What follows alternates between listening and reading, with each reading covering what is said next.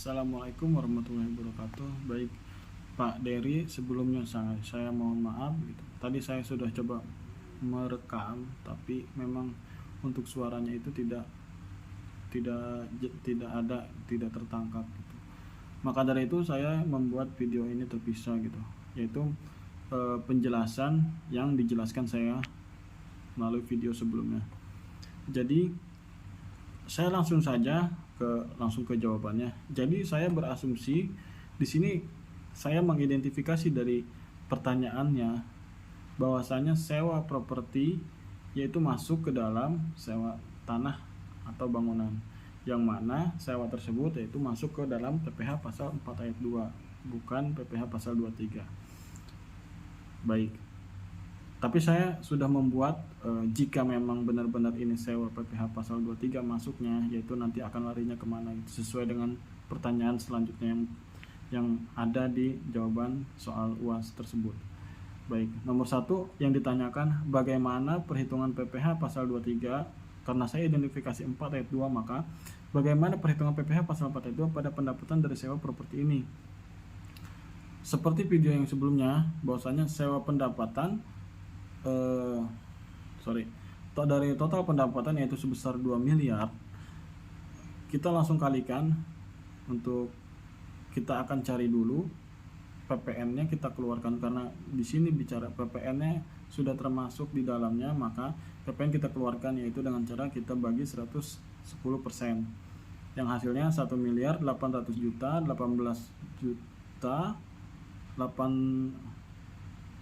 1 miliar 818 juta 181.818 rupiah.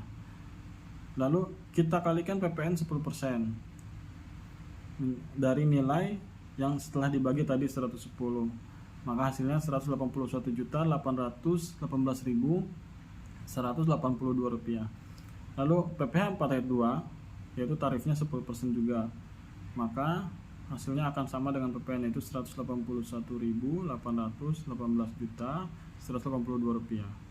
Nah, dari pertanyaan yang nomor 2, apa pengaruh PPN dalam perhitungan PPh pasal 4 ayat 2 dan apakah PPN dapat dikecualikan dari dasar pengenaan PPh pasal 4 ayat 2? Jawabannya, pengaruh PPN dalam perhitungan PPh pasal 4 ayat 2 yaitu berpengaruh pada dasar pengenaan pajaknya. Jadi maksudnya jika PPN di dalamnya sudah termasuk dari nilai sewa tersebut, maka PPN harus kita keluarkan dulu, seperti contoh hitungan yang nomor 1, yang jawaban yang nomor 1 tersebut gitu. Maka dengan cara itu kita bagi 110%. Lalu, dan PPN bukan merupakan bagian dari dasar pengenaan PPh pasal 42 atau PPN yaitu dapat dikecualikan dari dasar pengenaan PPh pasal 4 ayat 2. Nomor 3, bagaimana perhitungan PPh pasal 4 ayat 2 mempertimbangkan biaya operasional dalam dasar pengenaan pajak. Jadi, dikarenakan hal tersebut masuk ke dalam objek PPh pasal 4 ayat 2, yaitu sewa tanah atau bangunan, maka dasar pengenaan pajaknya yaitu senilai besarnya sewa tersebut dari total sewa tersebut gitu. Termasuk di dalamnya biaya operasional, baik biaya pemeliharaan, biaya keamanan ataupun fasilitas lainnya seperti service charge, baik yang perjanjiannya secara terpisah maupun disatukan. Dasar hukumnya yaitu nomor 120/KMK.03/tahun 2022 pasal 2 ayat 2. Lalu nomor 4, PT Sejahtera Makmur membutuhkan pemutakhiran laporan pajak tahunan mereka. Jelaskan tahapan yang harus diambil dalam menyusun dan melaporkan laporan pajak tahunan yang mencakup transaksi PPh pasal 4 ayat 2. Baik, PPh pasal 4 ayat 2 itu bersifat final. Jadi memang ketika itu dipotong, itu kita harus langsung meminta bukti potongnya karena setiap transaksi tersebut itu akan menjadi dasar di SPT tahunannya gitu. Jadi tidak ada pengkreditan pajak lagi seperti PPh pasal 22, PPh pasal 23 ataupun PPh pasal 25. Dan untuk pengisian di SPT badannya itu masuk ke lampiran 4. yaitu di poin bagian A PPh final nomor 7 penghasilan persewaan atas tanah atau bangunan, diisi dasar pengenaan pajaknya, lalu beserta tarifnya, lalu PPh terutangnya berapa, dan itu harus sinkron dengan tagihan yang ada PPN yang kita tagih. Jadi maksudnya gini, DPP PPh pasal 4 ayat 2 pendapatannya beserta dengan DPP PPN itu harus sama biasanya, karena orang pajak akan memeriksa tuh dari situ, akan dia ngambil totalannya secara gebukan gitu. Baik, demikian jawaban dari saya itu untuk PPh pasal 4 ayat 2. Lalu untuk PPh pasal 23, jika memang benar properti itu masuk ke PPh pasal 23, kita ambil sampel. Jadi PPh 23 itu selain sewa kan banyak jasa-jasa yang lainnya tuh. Jadi kalaupun memang sewa, itu pengertiannya sewa dan penghasilan lain sehubungan dengan penggunaan sewa tanah atau bangunan yang telah dikenai PPh pasal 4 ayat 2 selain.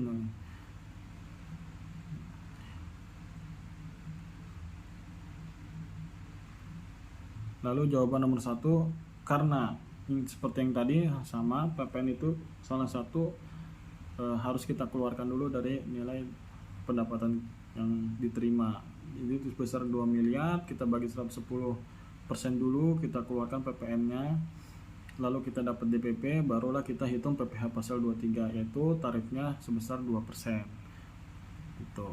Lalu untuk jawaban nomor 2, apa pengaruh PPN dalam perhitungan PPh pasal 23 dan apakah PPN dapat dikecualikan dari dasar pengenaan PPh pasal 23? Pengaruh PPN dalam perhitungan PPh 23 yaitu berpengaruh pada sama kayak tadi, dasar pengenaan pajaknya gitu, dan PPN adalah merupakan